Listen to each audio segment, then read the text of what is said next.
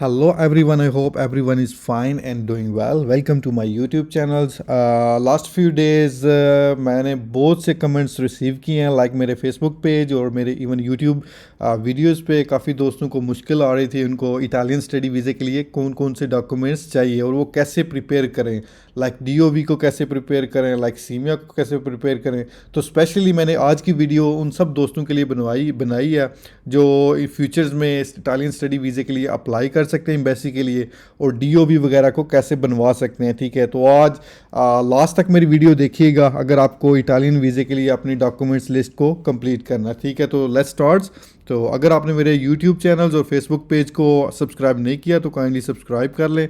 Every day I post is too many about scholarships about different countries like China, European countries, Canada and America. So you can also subscribe my YouTube and plus Facebook channel. So first of all, we will discuss about first documents. So first documents when you apply for Italian study, आपको सबसे पहले visa application form चाहिए। ठीक है, और जब आपने visa application form fill करना है उसको कैपिटल लेटर्स में करना है और साथ आपका साइन होना चाहिए। ठीक है, और साथ उसके आपने अपनी डेट मेंशन करनी है, जिस डेट को आप इटालियन स्टडी वीज़ा के लिए अपॉइंटमेंट है और जिस डेट को आप वीज़ा एप्लीकेशन सबमिट करवा रहे हैं। ठीक है, और आपका वीज़ा एप्लीकेशन फॉर्म आपने इंग्लिश में या इटालियन में फिल करना है। ठीक है, और ये फॉर्म आप इटालियन एम्बेसी की वेबसाइट से इजीली डाउनलोड कर सकते हैं। ठीक है, ये हमारा हो जाएगा documents number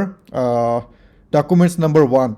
so documents number 2 जो होगा उसमें हमारा आ जाएगा पिक्चर्स। ठीक है, आपको 2 पिक्चर्स चाहिए। एक पिक्चर्स मतलब ऐसी पिक्चर्स हो जिसमें आपने अपने मतलब कोई चीज़ आपने चेंज नहीं करनी, लाइक आपने ड्रेस कोड पहन लिया है या आपने बालों का चेंज कर लिया, कलर चेंज कर लिया है, लाइक जैसे आपने पिक्चर्स ली है वैसी होनी चाहिए, उसको आपने चेंज नहीं करना। ठीक है, एक पिक्चर आपने वीज़ा एप्लीकेशन फॉर्म के साथ अटैच करनी है और जो सेकंड पिक्चर है उसकी बैक साइड पे आपने अपना सरनेम और गिवन नेम दोनों लिखना है। ठीक है, और उसके साथ आपने वीज़ा एप्लीकेशन फॉर्म के साथ अटैच कर देना। ठीक है, और जो हमारे पास थर्ड डॉक्यूमेंट्स है उसमें हमारे पास होगा पासपोर्ट। किसी भी कंट्री के लिए आप स्टडी वीज़े के लिए अप्लाई करते हैं तो ये कंपलसरी डॉक्यूमेंट्स होता है जो आपकी आइडेंटिटी शो करता है आप किस कंट्री से हैं। ठीक है, जो आपने यहाँ पे इटालियन एम्बेसी की रिक्वायरमेंट ये है आपका जो 18 मंथ्स मस्ट भी होने चाहिए, मतलब आपको एटलीस्ट 18 मंथ्स लाइक 2 ईयर्स आपके होने चाहिए पासपोर्ट को एक्सपायर होने में। ठीक है, और ये सेम डेट होनी, लाइक जिस डेट को आप वीज़ा सबमिट करवाने जा रहे हैं उस डेट के बाद आपके पास 18 मंथ्स होने चाहिए आपका पासपोर्ट एक्सपायर ना हो। ठीक है, और आपको इसके एटलीस्ट 2 ब्लैंक पेज चाहिए, लाइक अगर आपने किसी और कंट्रीज़ की स्टैंप्स लगवाई हुई हैं, लाइक आपके पास 2 ब्लैंक पेजेस हैं तो कोई मसला नहीं है, आपका उन 2 पेजेस पे आपका वीज़ा लग जाएगा। ठीक है, और अगर आपके पास पहले कोई एक्सपायर पासपोर्ट पड़े हुए हैं लाइक 2-3 जितने भी हैं वो भी आपने वीज़ा एप्लीकेशन जब सबमिट करवानी है तो उनको भी आपने साथ लेके जाना है। ठीक है, इटालियन एम्बेसी जब आप सबमिट करवाएंगे, लाइक जेरी ऑफिस करवा रहे हैं या Italian embassy, both is okay. तो ये इसकी पासपोर्ट की रिक्वायरमेंट है। ठीक है, और डॉक्यूमेंट्स नंबर 4 में आपकी आ जाएगी प्री इनरोलमेंट समरी। या तो आप आईटी यूनिवर्सिटी आईटी की वेबसाइट से डाउनलोड कर सकते हैं या आपको मे बी उन्होंने ईमेल के थ्रू आपने रिसीव कर ली हो। ठीक है, या आपके पास अगर कोई स्क्रीनशॉट्स पड़े हुए हैं, ठीक है, इसके समरी के, तो वो आप अटैच कर सकते हैं अपनी वीज़ा एप्लीकेशन के साथ। ठीक है, तो ये बेसिकली यूनिवर्सिटी आईटी की वेबसाइट से आपको ईजिली डाउनलोड हो जाएगी। ठीक है, तो 4 डॉक्यूमेंट्स नंबर ये आपको चाहिए। ठीक है, और डॉक्यूमेंट्स नंबर 5 में आपको एडमिशन लेटर चाहिए, लाइक जब आपका एडमिशन होता है तो वो आपको एक्सेप्टेंस लेटर इशू करते हैं। ठीक है, या तो वो आपको ईमेल के थ्रू सेंड कर देते हैं या फिर आपको बाज़ दफ़ा होता है university admission letter acceptance letter नहीं देती, वो एज ए आपको मतलब ना कम्युनिकेशन के थ्रू ही वो बता देते हैं आपका एडमिशन हो गया, तो आप उस ईमेल का स्क्रीनशॉट ले लें या जो कोई चैट हुई है उसका स्क्रीनशॉट ले लें, या आप एडमिशन लेटर एक्सेप्टेंस लेटर आप यूनिवर्सिटी की वेबसाइट से भी डाउनलोड कर सकते हैं जब आपका एडमिशन हुआ था। ठीक है, ये हो गया हमारा डॉक्यूमेंट्स नंबर 5। और डॉक्यूमेंट्स नंबर 6 में हमारे आ जाते हैं एजुकेशनल डॉक्यूमेंट्स। अगर तो आपने बैचलर के लिए अप्लाई किया है तो फिर आपकी मैट्रिक और एफएससी का रिजल्ट्स कार्ड और आपकी डिग्री है वो आईबीसीसी से और मोफा से अटेस्ट होगी। ठीक है, अगर आप मास्टर के लिए अप्लाई कर रहे हैं, ठीक है, मास्टर के लिए आपका एफएससी और मैट्रिक वही सेम अपने मोफा से और आईसीबीसी से अटेस्ट करवाना। ठीक है, और यहाँ पे आपका बोर्ड भी आ जाएगा। यहाँ पे मैंने नहीं लिखा हुआ, पर यहाँ पे आपका लाइक अगर आपने एजे के बोर्ड से किया है या फेडरल बोर्ड से किया है तो फर्स्ट आपको बोर्ड से टेस्ट करवाना पड़ेगा, फिर आपको आईसीबीसी से, ठीक है, फिर उसके बाद आपका मोफा आ जाएगा, ठीक है। तो 3 हो जाएंगे इसमें, ठीक है। और जब आपने मास्टर के लिए अप्लाई करना है तो वही सेम प्रोसीजर, लाइक मैट्रिक और एफएससी का आपने पहले बोर्ड से करवानी है टेस्ट, उसके बाद आईसीबीसी और उसके बाद मोफा, ठीक है। और अगर बैचलर डिग्री है तो उसको आपने एचईसी से अटेस्ट करवा के उसके साथ आपने मोफा से भी अटेस्ट करवाना, ठीक है। अगर आप पीएचडी के लिए अप्लाई कर रहे हैं तो इसमें एक्स्ट्रा डॉक्यूमेंट्स आपको मास्टर के डॉक्यूमेंट्स भी लाइक एचईसी से अटेस्ट और मोफा से अटेस्ट करवाना पड़ेगा, ठीक है। इसमें आपकी डिग्रीज और ट्रांसक्रिप्ट सब कुछ आ जाएगा, ठीक है। तो यहाँ पे आपको जब मोफा, आपको एक और बात आपको मैं बताना चाहता हूँ यहाँ पे, जब आपने मोफा से टेस्ट करवाना तो आपको अब एक क्यूआर कोड होगा आपके डॉक्यूमेंट्स पे। तो जब आपने वीज़ा एप्लीकेशन फॉर्म के लिए जाना है तो उस क्यूआर कोड को आप स्कैन करें। अगर तो वो अप्लीकेबल है, रीडेबल है तो इट्स ओके, अगर वो रीडेबल नहीं है तो आपकी वीज़ा एप्लीकेशन डिले हो सकती है, ठीक है। तो काइंडली ये चेक कर लें, आप जब इटालियन वीज़े के लिए जाएंगे तो उसको आप काइंडली चेक करके जाएं, ठीक है। और डॉक्यूमेंट्स नंबर 7 हमारे पास सबसे इम्पोर्टेंट डॉक्यूमेंट्स है डीओवी, ठीक है। डीओवी और सीमिया। डीओवी का मतलब ये है डिक्लेरेशन ऑफ वैल्यू। ये मतलब आपका होता है ये अगर पाकिस्तान में आपने लाइक बैचलर किया हुआ है 4 इयर्स का, तो ये मतलब इटालियन एम्बेसी आपको डीओवी इशू करती है, लाइक आपकी जो एजुकेशन है बैचलर की वो इटालियन इंस्टीट्यूट्स के मतलब कंपैटिबल है कि नहीं। अगर है तो वो आपकी वो एजुकेशन चल जाएगी वहाँ पे, अगर नहीं है कंपैटिबल तो फिर आपको लाइक आपने अगर 14 इयर्स लाइक बीएससी की हुई है 14 इयर्स या बीए किया हुआ है तो वो इटालियन स्टडी के बराबर कंपैटिबल नहीं होगा। तो मस्ट भी आपका 16 इयर्स होना चाहिए अगर आप मास्टर के लिए अप्लाई कर रहे हैं, ठीक है। तो ये बात तो इटालियन एम्बेसी ये डीओवी इशू करती है। तो इसके लिए आपने जब जैसे आपने वीज़ा एप्लीकेशन फॉर्म फिल कर रहे होते हैं उसके साथ आपको एक और फॉर्म आपने उनसे लेना है, वो है डीओ एप्लीकेशन फॉर्म सी होता है, ठीक है। उस फॉर्म को उसको डीओवी भी कहते हैं और फॉर्म सी भी कहते हैं, ठीक है। उसको आपने फिल करना है और एट द सेम टाइम जब आप वीज़ा एप्लीकेशन सबमिट करवाएंगे तो उसके साथ ही आपको ये डीओवी मिल जाएगा, ठीक है। और सबमिट करवाना तो उसके बाद वो आपको डीओवी इशू कर देंगे, ठीक है। तो डॉक्यूमेंट्स आपके ऑलरेडी प्रिपेयर होंगे वीज़ा एप्लीकेशन के फॉर्म के साथ, तो वो ऑलरेडी वो आपके वही डॉक्यूमेंट्स देख के वो आपको डीओवी इशू कर देंगे, ठीक है। और उसके साथ एक होता है सीमिया, एक होता है डीओवी, एक होता है सीमिया, ठीक है। कुछ यूनिवर्सिटी डीओवी रिक्वायर करती हैं, कुछ यूनिवर्सिटी को सीमिया चाहिए होता है, ठीक है, जिसे सीमिया भी बाज़ दफ़ा कहते हैं। तो इसका मैं आपको लिंक दे दूंगा अपने इस वीडियो के, तो उसमें आपने जस्ट वो टेम्पलेट को फिल करना है और जस्ट वो साइन करना है, ठीक है। वो इतना मसला नहीं है, वो बात कुछ यूनिवर्सिटी रिक्वायर करती हैं, ये सब नहीं करती। डीओवी मोस्ट इंपॉर्टेंट है उसको, क्योंकि वो इटालियन एम्बेसी इशू करती है और वो आपकी एजुकेशन कंपैटिबल होनी चाहिए इटालियन एम्बेसी के, और सॉरी इटालियन इंस्टीट्यूट्स के। तो इटालियन एम्बेसी इसको इशू करती है। अगर तो आपके पास डीओवी सीमिया पहले का बना हुआ है तो आपकी मतलब जो वीज़ा एप्लीकेशन है वो डिले नहीं होगी, आपका वीज़ा डिले नहीं होगा। तो मैं आपको रिकमेंड करूंगा आप डीओवी और अगर सीमिया बनवा रहे हैं तो पहले बनवा के उसे सबमिट करवाएं। अगर नहीं हो सकता तो आप वीज़ा जब सबमिट करवा रहे होंगे तो उसके साथ बनवा लें, ठीक है। क्योंकि अगर आप लेट करवाएंगे तो उसके बाद उनको वेरिफिकेशन की ज़रूरत पड़ती है एम्बेसी को ना, तो वो थोड़ा टाइम लगाएंगे उसमें। तो इससे बेहतर आप उसको भी प्रिपेयर कर लें इससे पहले, उसके बाद आप सबमिट करवा दें, ठीक है। और उसके बाद हमारे पास डॉक्यूमेंट्स नंबर 8 है। बाज़ दफ़ा आपको फुल स्कॉलरशिप नहीं मिलती, बाज़ दफ़ा आपको वो कहते हैं हमें ना कोई हाफ या पार्शियल ट्यूशन फ़ीस पे करें, तो उसके लिए आपको ट्यूशन फ़ीस पे करके उसकी रिसिप्ट भी अपनी वीज़ा एप्लीकेशन फॉर्म के साथ अटैच करनी है, ठीक है। और डॉक्यूमेंट्स नंबर 9 में आपका आ जाएगा बैंक स्टेटमेंट।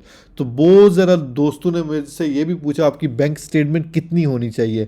लाइक अगर इटली के किसी भी मतलब मैक्सिमम सिटीज़ में देख लें तो मंथली जो आता है एक्सपेंसेस आता है तो 500 यूरो के करीब आता है।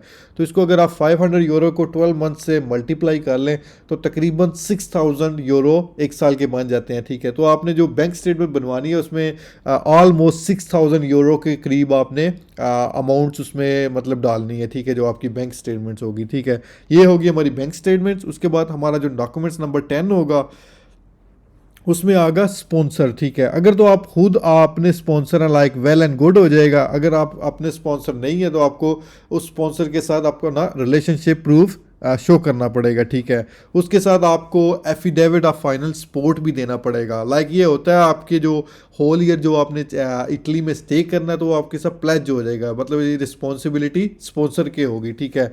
और आपको मैं ये इसका टेम्पलेट प्रोवाइड कर दूंगा अपनी कमेंट्स में, ठीक है। उसको आपने फिल करके अटेस्ट करवा लेना, ठीक है। और उसके बाद मोस्ट इम्पोर्टेंट है आपको 2 years टैक्स रिटर्न्स भी देने होंगे, ठीक है। अगर तो आप सब स्पॉन्सर हैं, अगर आप किसी और के थ्रू स्पॉन्सर मतलब वो हुआ है तो उसके आपको 2 years के टैक्स रिटर्न्स भी आपको सबमिट करवाने पड़ेंगे और ये कंपल्सरी है, ठीक है।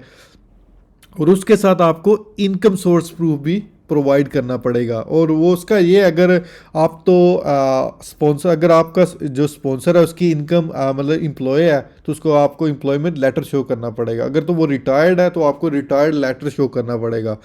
अगर वो मतलब स्पॉन्सर अगर किसी टैक्स फ्री रीजन से है, लाइक पाकिस्तान में कुछ रीजन है वहाँ पे टैक्स फ्री भी है, लाइक जीबी में पहले था, अगर वहाँ से है तो वो आपको एग्जम्पशन सर्टिफिकेट लेना पड़ेगा। वो एसी से है तो उससे रिक्वेस्ट करके आप एसी ऑफिस से बनवा सकते हैं, ठीक है। तो ये हमारी थी स्पॉन्सर्स की रिक्वायरमेंट, ठीक है। उसके बाद हमारे पास होगा फैमिली रजिस्ट्रेशन सर्टिफिकेट, जिसे एफआरसी कहते हैं। तो ये भी बहुत से दोस्तों ने इसके बारे में भी काफ़ी कमेंट्स किया कैसे बनवाएं। तो ये इजी है, इतना मुश्किल नहीं है। आपने जस्ट नादरा ऑफिस से बनवाना है, आपके रिलेटेड जो डिस्ट्रिक्ट या सिटी जहाँ से है आपकी नादरा ऑफिस, वहाँ से आपने बनवाना है और इसको आपने मोफा से अटेस्ट करवा लेना है, ठीक है। और आपके पास जो डॉक्यूमेंट नंबर 12 है, इसमें आपकी अकोमोडेशन आ जाएगी, ठीक है। फ़्लाइट बुकिंग आ जाएगी और इंश्योरेंस आ जाएगी, ठीक है। अकोमोडेशन के लिहाज से आपने 1 मंथ की अकोमोडेशन बुक करनी है, पर वो आपने रियल में नहीं करनी है। आपको don't need to book real, that is expense too much, okay. So आपको कैसे बुक करनी है, लाइक अगर आपने 31 जुलाई को अपने वीज़ा एप्लीकेशन फॉर्म सबमिट करवाना है तो आपको वो लाइक 1 मंथ के बाद की करवानी होगी, लाइक 1 अगस्त से लेके 31 अगस्त तक, ठीक है। तो उसको आप कैसे बुक करवाएंगे, वो आपको booking.com पे आपने वहाँ पे जाके वहाँ पे आपने जिस एडवांस में बुक कर लेना, आपको कोई एडवांस वहाँ पे देने की ज़रूरत नहीं पड़ेगी, ठीक है। और आप वो 2 से 3 वीक के अंदर उसको कैंसिल भी कर सकते हैं। जब आपका वीज़ा अप्रूव हो जाए तो उसके बाद आप उसको कैंसिल कर सकते हैं, ठीक है। और जो फ़्लाइट टिकट्स है वो भी आपने बुक नहीं करनी, वो आपने जस्ट डमी टिकट्स लेनी है। वो काफ़ी एजेंट्स हैं तो वो आपको बनवा के दे सकते हैं। वो आपसे कुछ पैसे लेंगे, इतने ज़्यादा नहीं लेते, फ्यू थाउजेंड लेंगे, तो उससे आपकी वो डमी टिकट्स बुक कर लेंगे, ठीक है। और उसके बाद इंश्योरेंस है, और ये मोस्ट इम्पोर्टेंट है, ट्रेवल मेडिकल इंश्योरेंस, ठीक है। इसकी जो है मतलब मिनिमम ये 13,000 यूरो है, इसकी होनी चाहिए, ठीक है। और ये बहुत ज़्यादा कंपनीज है, इवन पाकिस्तान, इंडिया, काफ़ी कंट्रीज़ में वहाँ पे वो मतलब इटालियन एम्बेसी के थ्रू कुछ मतलब हैं कंपनीज, वो ऑलरेडी रजिस्टर्ड हैं, ठीक है। तो वो आपको एटलीस्ट अगर पाकिस्तान में है तो 10 to 20,000 में वो इजीली आपको ट्रेवल मेडिकल इंश्योरेंस बना के दे देते हैं। और इवन कुछ दोस्त भी हैं उनके, मतलब कुछ जानने वाले हैं, वो आपको रिकमेंड करके बता सकते हैं, ठीक है।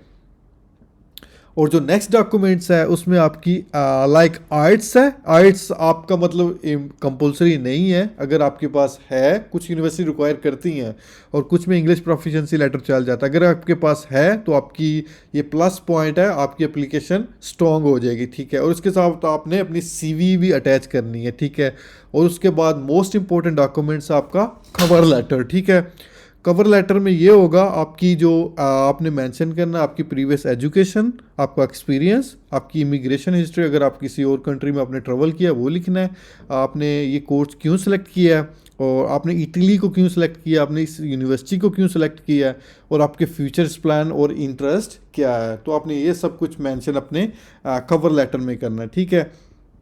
और जो नेक्स्ट मतलब जो एक्स्ट्रा डॉक्यूमेंट्स, एडिशनल डॉक्यूमेंट्स, अगर तो आपके पास हैं ठीक है, अगर नहीं है तो कोई मसला नहीं है। तो अगर आपके पास हैं तो आपकी एप्लीकेशन और स्ट्रॉन्ग हो जाएगी। तो इसमें ये आपके रिकमेंडेशन लेटर्स हैं, ठीक है, आपके जो प्रोफेसर्स ने लिखे हुए हैं आपके बारे में, ठीक है, आपकी मतलब एजुकेशन, आपकी इंटरेस्ट, आपकी स्टडी, तो उसमें आप वो एडमिशन रिकमेंडेशन लेटर्स को अटैच करें साथ। और उसके साथ अगर आपके पास कोई एक्सपीरियंस लेटर्स है, कोई अवार्ड्स हैं, कोई स्कॉलरशिप्स हैं, तो उनके मतलब जो सर्टिफिकेट हैं वो भी आप अटैच साथ कर सकते हैं, ठीक है। तो ये थी हमारी आज की वीडियो, ठीक है। If you have any questions और any type of queries about documents, you can mention me in comment section. Okay, I wish you best of luck for your visa application. So thank you so much. Okay.